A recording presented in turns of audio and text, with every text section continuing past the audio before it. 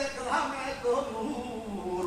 এই নূরের আলোতে রাতের বেলা এই ইমামে আলী মুখামের কল্লা মুবারক থেকে এই নূরের আলো মুবারকটা শুধুমাত্র আমার ঘরে নয়, আমি দেখতেছি এই কল্লা মুবারক থেকে, মস্তক মুবারক থেকে নূরের আলো আসমান পর্যন্ত আলোকিত হয়ে গেছে।